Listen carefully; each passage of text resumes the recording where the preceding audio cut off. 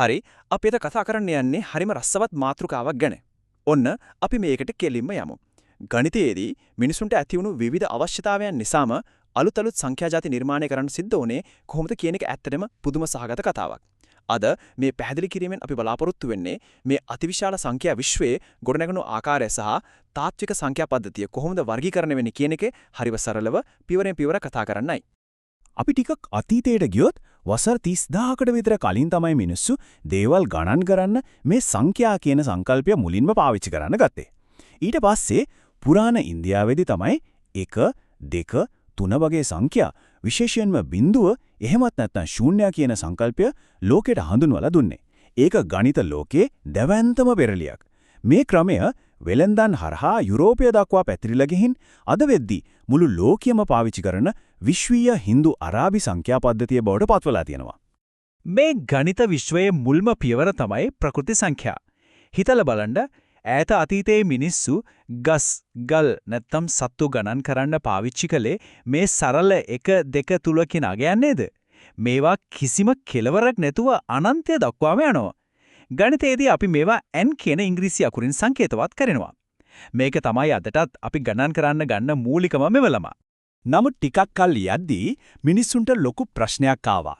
හිස් බවක් එහෙමත් නැත්නම් කාට හරි තියෙන ණයක් පෙන්වන්නේ කොහමද? අන්න එතනදී තමයි ශූන්‍යය සහ ඍණ සංඛ්‍යාව වල අවශ්‍යතාවය තදින්ම දෙනුනේ. මේ නිසා අපේ සංඛ්‍යා පවුල තවත් ලොකු වුණා. නිකිල කියලා කුලකයේ හැදුනා. ඒ කියන්නේ ඍණ සංඛ්‍යා, බිඳුව සහ ධන සංඛ්‍යා කියන ඔක්කොම මේකට අයිති. මේක සංකේතවත් කරන්නේ Z කියන අකුරෙන්. හරි. දැන් එතකොට ලෝකයේ හැමදේම තියෙන්නේ සම්පූර්ණ ඒකක විදිහට විතරද? නෑ නේද?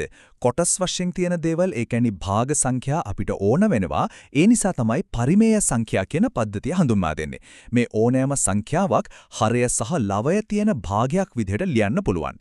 හැබැයි මතක තියාගන්න යට තියෙන අගය ඒ කියන්නේ හරය කවදාවත් බිඳුව වෙන්න බෑ. අර අපි කලින් කතා කරපු නිකිල ඔක්කොමත් යටින් එක දැම්මම භාගයක් වෙන නිසා ඒවත් අයිති වෙන්නේ මේ පරිමේය සංඛ්‍යා ගොඩටමයි. මේ පරිමේය සංඛ්‍යා දශම විදියට ලියුවොත් අපිට හරි අපූර්ව රටාවක් දකින්න පුළුවන්. එක්කෝ ඒක හරියටම එක තැනකින් නතර වෙනවා. උදාහරණයක් විදිහට 1 බෙදීම 2 කියන්නේ 0.5යි නේ. අපි ඒවට අන්ත දශම කියනවා. එහෙමත් නැත්නම් එකම ඉලක්කම් ටිකක් දිගටම නැවත නැවත එනවා. ඒවට කියන්නේ සමානාවර්ත දශම කියලා. කොහොම වුණත් මේ පරිමේය සංඛ්‍යා කියන්නේ අපිට ලේසියෙන්ම පුරෝකතනය කරන්න පුළුවන් හරිම ක්‍රමානුකූල සංඛ්‍යා જાතියක්. ඉතින් දැන් අපිට හිතෙන්න පුරාම මේ සංඛ්‍යා රේඛාව දැන් සම්පූර්ණයි නේද කියලා. අපි ධන ශ්‍රිණ නිකිල ඔක්කොම රේඛාව උඩ ලකුණු කරා. අර අනන්තයක් තියෙන භාග සංඛ්‍යා සේරමත් ලකුණු කරා හිතමු. ඉතින් දැන් මේ රේඛාවේ හැමතැනක්ම පිරිල්ලද? නමුත් පුදුමයකට වගේ නෑ. කොච්චර භාග සංඛ්‍යාව මේ රේඛාව මත ලකුණු කළත් තවමත් රේඛාවේ නොපිරුණු අద్భుත හිඩස් ඉතිරි වෙලා තියෙනවා. ඒ කියන්නේ අපිට අර සරල භාග විදිහට ලියන්න බැරි තවත් සංඛ්‍යා විශේෂයක් මේ රේඛාව ඇතුලේ කොහේ හරි හැංගිලා තියෙනවා කියන එකයි. අන්නේ අඩුව පුරවන්න තමයි අපරිමේය සංඛ්‍යා කරලියට එන්නේ. මේවා නම් අර ක්‍රමානුකූල භාගවලට වඩා ගොඩක් සංකීර්ණයි. මේවා භාගයක් විදිහට ලියන්න කොහොමත්වත් බෑ. ඒ වගේම දශම විදිහට ලිව්වොත් ඒක කවදාවත් අවසන් වෙන්නෙත් නැහැ. එකම විදිහට නැවත නැවත එන්නෙත් නැහැ. හොඳම උදාහරණ තමයි වර්ගමූල 2. එහෙමත් නැත්නම් අපි කවුරුත් දන්න පයි කියන අගය. මේ බලන්න පයි වල අගය දිහා. මේ දශම ස්ථානවල කිසිම අවසානයක් පේන්න නෑ නේද? ඒ වගේම ඊළඟට එන්නේ මොන ඉලක්කමද කියලා අපිට කලින් කියන්නත් බෑ. මොකද කිසිම පුනරාවර්තනයක් නෑ. මේ අසීමිත පැටලිලි සහගත ස්වභාවය තමයි අපරිමේය සංඛ්‍යාවල තියෙන විශේෂත්වය. මෙතනදී ගොඩාක් දෙනෙක්ට හිතෙන වැරදි දහසක් තියෙනවා. ඒ තමයි අපරිමේය සංඛ්‍යාවල කිසිව රටාවක් නැහැ කියන එක. ඇත්තටම මේක වැරදි. උදාහරණයක් විදිහට 0.1, 0.1, 0.2, 1 වගේ යන දශමයක පැහැදිලිවම රටාවක් තියෙනවනේ. නමුත් එකම ඉලක්කම් කාංගයක් ඒ විදිහටම නැවත නැවත එන්නේ නැති නිසා ඒක අන්තර දශමයක් හෝ සමානාවර්ත දශමයක් වෙන්නේ නැහැ. ඒ නිසා ඒකත් අපරිමේය සංඛ්‍යාවක්ම තමයි. මේකෙන් අපිට පරිමේය සහ අපරිමේය දශම අතර තියෙන ලොකුම වෙනස පැහැදිලි වෙනවා. පරිමේය දශම කියන්නේ හරියට පිළිවෙලකට තියෙන අපිට කලින් කියන්න පුරුවන් දාමයක් වගේ. හැබැයි අපරිමේය දශම කියන්නේ කිසිම කෙලවරක් නැති කවදාවත් එකම විදිහට ආපහු එන්නේ නැති අති විශාල දාමයන් විශේෂයක්. මේ දෙකේ වෙනස හරිම පැහැදිලි. එහෙනම් දැන් අපි මේ කතා කරපු ඔක්කොම එකට එකතු කරලොත් මොකද වෙන්නේ?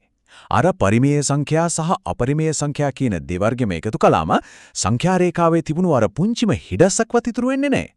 සම්පූර්ණ එක දිගට කියන රේඛාවක් හැදෙනවා.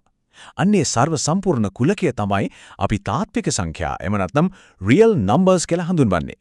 මේක R අකුරින් සංකේතවත් කරනවා. අපි මේ මුළු සංඛ්‍යා පවුල දිහාම බැලුවොත් පේනවද මේවා එකක් ඇතුලේ එකක් තියෙන විදිය? ප්‍රකෘති සංඛ්‍යා තියෙන්නේ නිඛිල ඇතුලේ. නිඛිල ඔක්කොම තියෙන්නේ පරිමේය සංඛ්‍යා ඇතුලේ. ඊට පස්සේ සම්පූර්ණයෙන්ම වෙනස් ගොඩක් විදිහට අපරිමේය සංඛ්‍යා තියෙනවා. මේ සේරම එකතු වුණාම තමයි අර මහා තාත්වික සංඛ්‍යා පවුල සම්පූර්ණ වෙන්නේ. සංඛ්‍යා විශ්වයේ කොච්චර ලස්සනට ගොඩනගලා තියෙනවද කියලා මේකෙන් පේනවා. හරි. එහෙනම් අපි මේ පැහැදිලි කිරීම අවසන් කරන්න කලින් ඔබට හිතන්න පොඩි ප්‍රශ්නයක් ඉතුරු කරලා යන්නම්. මේ තාත්වික සංඛ්‍යා වලින් මුළු සංඛ්‍යා රේඛාවම පිරෙනවා නම් ඒ රේඛාවෙන් සම්පූර්ණයෙන්ම පිටත තියෙන තවත් සංඛ්‍යා තියෙන්න පුළුවන්ද? නිකමට හිතන්න ඍණ සංඛ්‍යාවක වර්ගමූලයක් හිව්වොත් අපිට මොකද වෙන්නේ?